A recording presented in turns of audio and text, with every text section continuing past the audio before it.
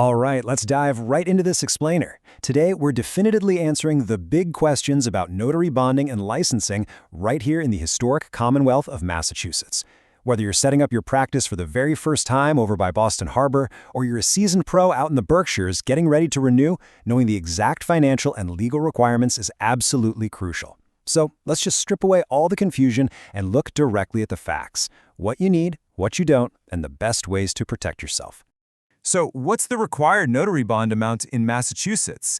Look, if you're a prospective or renewing notary in the state, figuring out your overhead costs is probably top of mind. And across the country, a lot of states actually mandate that notaries buy a surety bond, usually around $5,000 or $10,000 before they can even be sworn in. Naturally, you're probably wondering, okay, how much do I need to budget to keep the Massachusetts Secretary of State happy? It's literally the first question every savvy professional asks.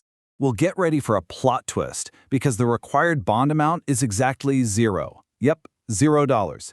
Massachusetts actually does not mandate a notary surety bond for commissioning. It's one of about 22 states across the country that decided a mandatory bond just isn't necessary. If you're a first-time notary, this is fantastic news, right? It totally removes an upfront financial hurdle right off your checklist. You do not need to secure a state-mandated bond to legally operate in the Commonwealth. Okay. Moving on to Section 1, Application and Eligibility. Commissioning under Massachusetts General Law, Chapter 222. So since there's no financial bond holding you back, the state leans on strict eligibility criteria instead to vet its notaries. It's pretty straightforward, honestly. To get your commission, you just need to submit a completed application along with the fee, which can vary. You also have to show solid proof of your Massachusetts residency or eligibility to establish your legal footprint in the state. And of course, you've got to pass a background check to confirm there are no felony convictions on your record. Honestly, as long as your paperwork is pristine and your record is clear, you meet the legal threshold. And that brings us to one of the absolute best perks of the Massachusetts system. Once you're approved, you get a massive 7-year notary commission term. 7 years! That is proudly one of the longest commission lengths in the entire country. While folks in other states are forced to reapply, retest, or rebond every 3 or 4 years, Massachusetts just lets you focus on building your business and serving your community for almost a decade.